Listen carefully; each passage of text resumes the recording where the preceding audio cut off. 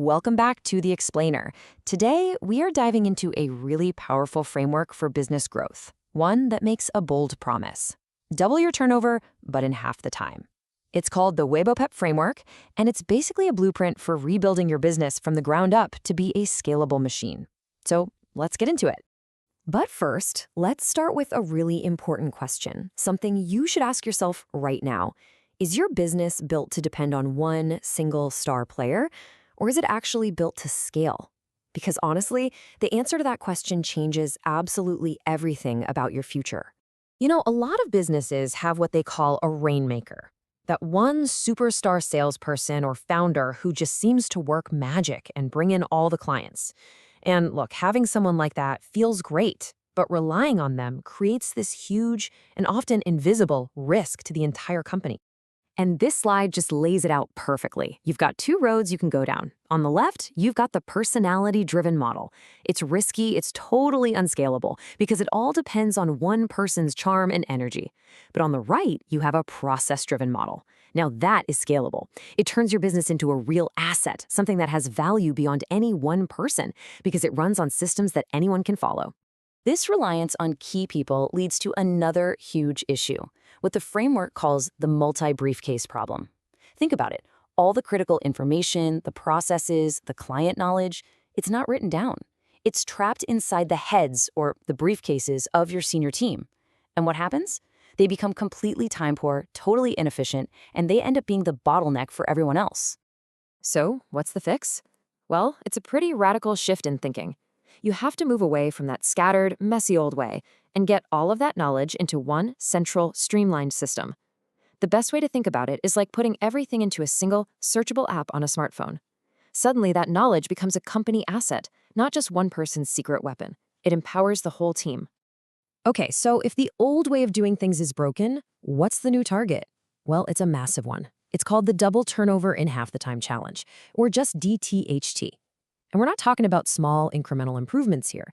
We're talking about fundamentally changing the growth curve of your entire company. And let's just look at the math for a second.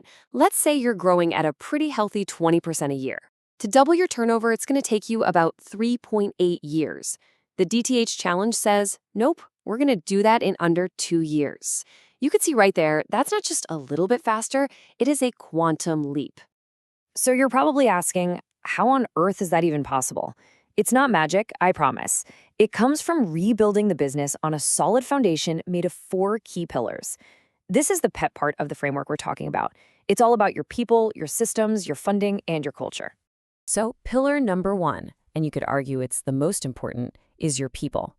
It's not enough to just hire smart people. They have to be empowered with the tools and authority to do their job. They have to be held accountable for specific outcomes. And they have to feel personally responsible for upholding the company's standards. You get those 3 things right, and you've got a powerhouse team. Next up, you need rock-solid systems. And they need to be 3 things. First, integrated, so your different software platforms are actually talking to each other. Second, they have to be totally reliable, so they work every single time. And maybe most importantly, they must be scalable, meaning they won't crash and burn the second your business starts to take off. Okay, pillar number 3 is funding. This means your revenue streams have to be sustainable, not just a bunch of one-off projects. Your finances need to be transparent, so everyone knows where the money is coming from and where it's going. And your spending has to be strategic, with every single dollar invested in a way that directly fuels your growth goals. And finally, the glue that holds all of this together is your culture. A winning culture, according to this framework, is inclusive, where everyone feels valued and has a voice. It's innovative, where new ideas are encouraged, not shot down, and above all, it is absolutely service-driven.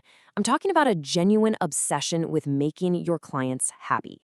Now, here's a pretty cool part of the framework, a simple way to remember all this. For people, think ER.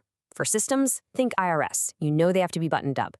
For funding, it's STS, and for culture, it's IIS. These little memory aids are actually super helpful for keeping the whole blueprint in your head.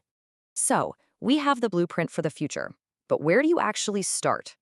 Well, before you can build that dream-to-be state, you have to get painfully honest about your as-is state. You need to map out exactly where your business stands today, flaws and all. And this is so important. So many businesses think growth just means more marketing, but that's a total waste of money if your internal systems can't handle the new work. It's like pouring water into a leaky bucket. You're not just losing money, you're actually damaging your reputation by failing to deliver. You have to fix the bucket first. Wow, and this image just says it all, doesn't it? That is a bottleneck. It doesn't matter how many excited customers you have waiting on one side, your entire company can only move as fast as that one tiny, wobbly ladder. Finding and fixing these bottlenecks, that is the real key to unlocking growth.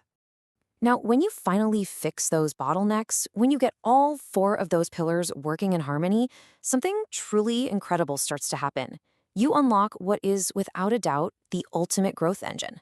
See, the traditional way of thinking is this sales funnel. Your company's at the top, spending a ton of money and energy trying to push people through it. It's exhausting.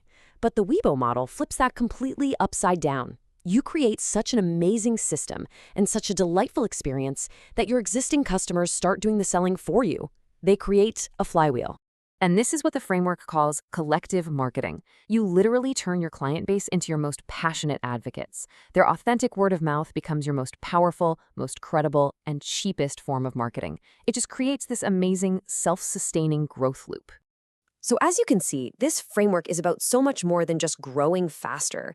It's really about fundamentally changing what it is you're building. Which leaves us with one last big question to chew on. Are you just building a machine to generate cash flow today? Or are you building a true lasting asset with scalable value for tomorrow?